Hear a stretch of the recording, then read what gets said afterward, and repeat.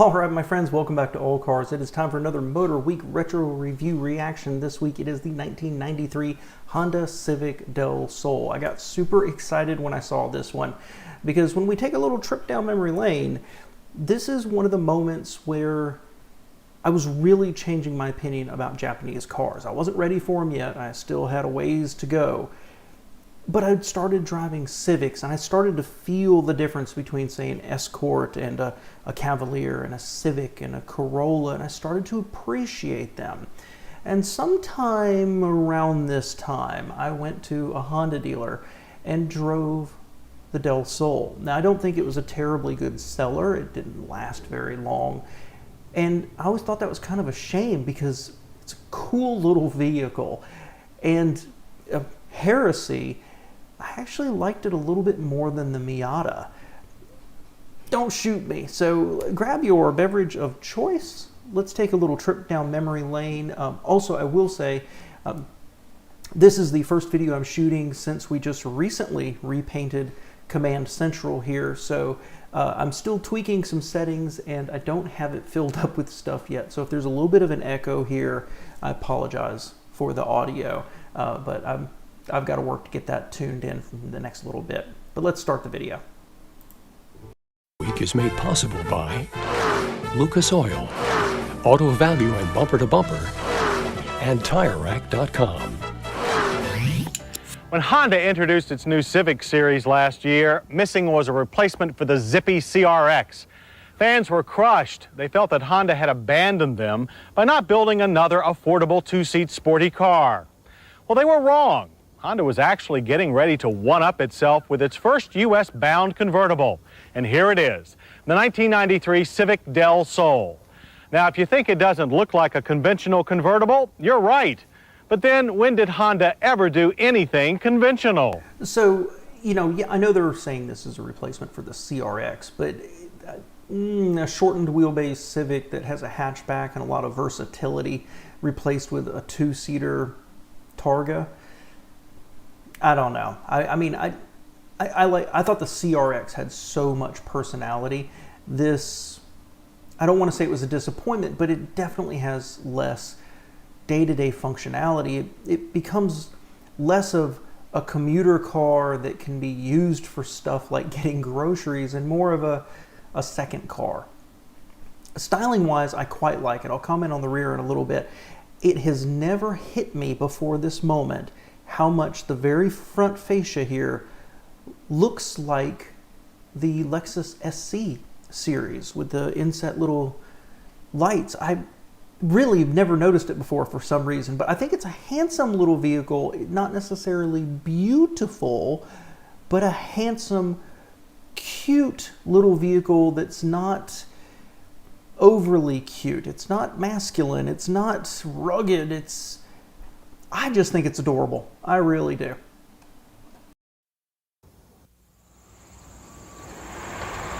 Displacing the CRX Coupe will not be easy for Honda's new convertible. Even though it too has only two seats, the Civic Del Sol's approach to motoring is very different than the pocket rocket CRX. For one thing, the Del Sol is bigger than the CRX in every important dimension. Wheelbase is up 2.7 inches, length by 8.8 inches. Styling has certainly changed too. Built on current Civic essentials, the Del Sol wears a rounded skin that in the front favors not the old CRX, but the new Lexus Sports Coupe. The profile reveals its unusual notchback Targa top theme of open-air motoring. The convertible top is a single-piece design that in our test car neither leaked nor rattled. And, you know, in the rear end, I've never really noticed how much the rear taillights actually look like the taillights from a Civic. I don't know. This has been a while, guys. This is 30 years ago, right? It's an okay rear style. This was the 90s. Everything was kind of rounded a little bit, and it's not unattractive. You know, these flying buttresses here behind the rear window, a little shade of the Fiero in there. Overall, again, it almost, to me, strikes me as a Japanese interpretation of an Italian car. And I'm not saying that it looks Italian at all, but there's this sense that they were trying to do convertible and be a little sporty and do something all on a more pedestrian platform. Not looking Italian at all, but overall, I like it. I think it's a neat, tidy little package. With latches that work with sophisticated ease, the top's aluminum construction allows it to be handled by one person when necessary. It can be secured on a special tray in the trunk in less than 30 seconds. Release another latch, and the assembly lifts up to reveal twice as much luggage space as a Mazda Miata. A novel rear power window slides down. That's pretty impressive, actually. That's one of the advantages you get of going with a bigger car is a bigger trunk. But I don't like Targas very much because, whether it's T-tops or Targas, you always end up stealing the rear seat space. The trunk space. And that's what I expected them to say. That little assembly, bluntly, from 30-ish, almost 30 years ago, I don't remember that at all. Being able to lift that up and still have the trunk underneath, that's really, really freaking cool. And the rear window goes down. Give you more of that convertible feel while you still end up with this, I assume, structural bar up above it. Down so air can flow through the cockpit with the hard top in place or not. By carefully sculpting the windshield and side mirrors, designers did a fine job of making the airflow around passengers with minimal buffeting. The front wheels are powered by either a 102 horsepower motor on the S model or this 125 horsepower SI power plant, complete with Honda's VTEC variable valve timing. We found the shifter on our 5-speed to be a wee bit notchy and the clutch very light. 4-speed automatic is also available. Although our SI's 1.6-liter engine... Before they go on there, man, these were the good old days. 1.6 liter, 100 horsepower. I drove the VTEC version, and I remember it very clearly because it was amazing. It was so smooth, and it felt powerful, not really gutsy because of, not really a ton of torque there, but I just remember it being such a joy to drive. And gosh, I kind of miss that. We have such competent cars, but there's some joy missing. And these were just joyful engines that also happened to be absolutely reliable. It was fantastic. And I remember it because I remember where I went to look at this car, and the salesman kept interrupting me. He didn't go on the test drive with me, and when I came back, every time I said, well, I like this, he's like, oh, I bet you like this too. And that kind of interaction drove me out the door. But really memorable car. Cool. Let's see how it performs. Engine sports more torque and horsepower than the old CRX. The Del Sol is almost 300 pounds heavier. However, it's enough more to compensate nicely. Our best 0 to 60 runs took 8 seconds flat, faster than the last CRX we tested. The quarter-mile times clicked by in 16.3 seconds at 84 miles per hour, a good showing by any measure. However, if there is one place the Del Sol trails the CRX, it is in handling. Characteristics have been softened for more of a touring ride than a taut, sporty one. There is a good amount of body roll and front-end plow. If pushed, the tail will slide around a bit. Faster steering would also be appreciated. Stopping power is supplied by 4 9-inch discs, which can stop the 2,400-pound convertible in 131 feet from 60 miles per hour. Lockup came on rather easily, and our car tended to pull to the left. Unfortunately, ABS is not available on the Del Sol yet. So, largely unremarkable. I mean, it's a fun drive, not a barn burner by any stretch. They didn't say something I expected them to say there during the slalom. But first, the brakes. That's kind of disappointing. Just in spite of, you could take this comment about this car and basically copy paste it for almost every car for the next 30 years, which is more power, but more weight has been added. This car comes across like it's almost too light for the brakes. Not horrible stopping, but that's a little disappointing with no ABS. 130 feet and that rear wheel wanting to lock up, just in hopping along. It's just a little disappointing. But through the slalom, they were talking about everything's been softened, so it's not competing with a Miata, and it was never really intended to. I think the Miata, in most of its generations, is one of the most perfect second cars that you could have. They're amazing mechanical symphonies. This was never intended to go for that, and I never thought it had been. I thought it was supposed to give you a little flavor to your drive without really saying, take me to an SCCA event. But one of the reviews I read back in the day when this was out there, and I think this is why they softened the suspension and made it more of a touring than a sports car, is you do have to think that this, certainly when you've taken the Targa off, is a unibody Honda Civic that's all being held together by the platform. So I think they probably softened it because there was quite a bit of flex, and they softened up the suspension to kind of take that out a little bit. I could be wrong. I'm sure somebody here will correct me if I am, and I'm sure they took the appropriate measures to strengthen it. But I think that's probably why it went softer, because they weren't going for sporty. They weren't going for pure sport. They were going for touring and a little bit of flavor, a little bit of sportiness in your afternoon drive.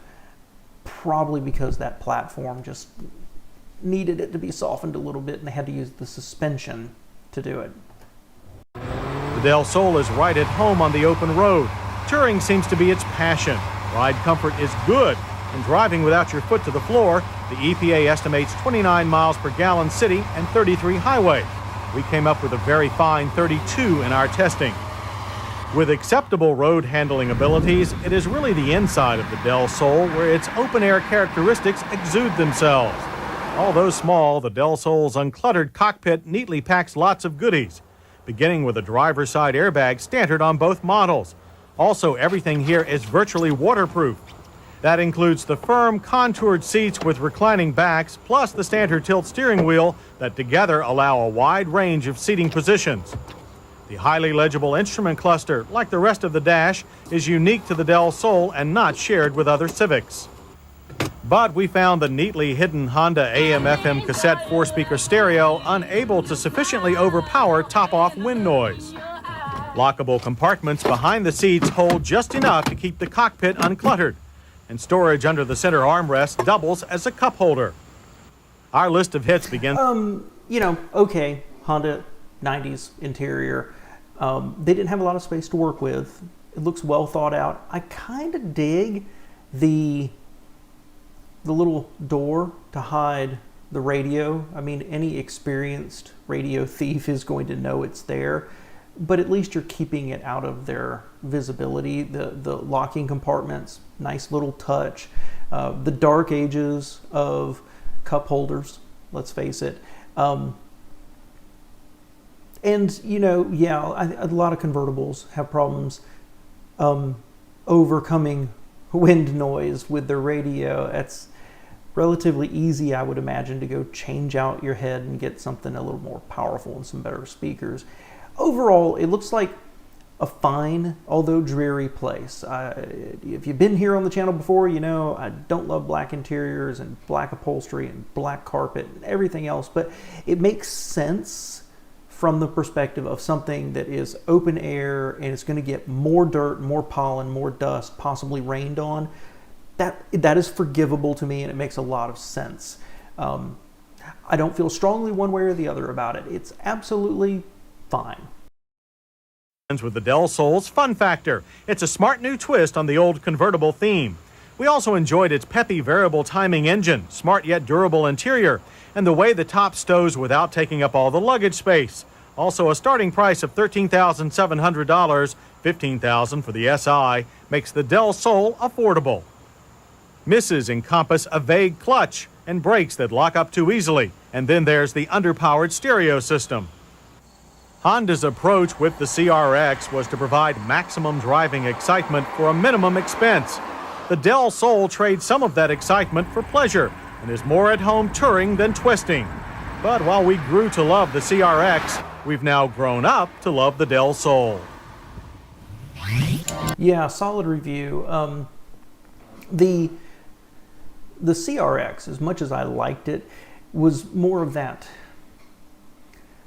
junior, kid car. This felt a little more grown up, honestly.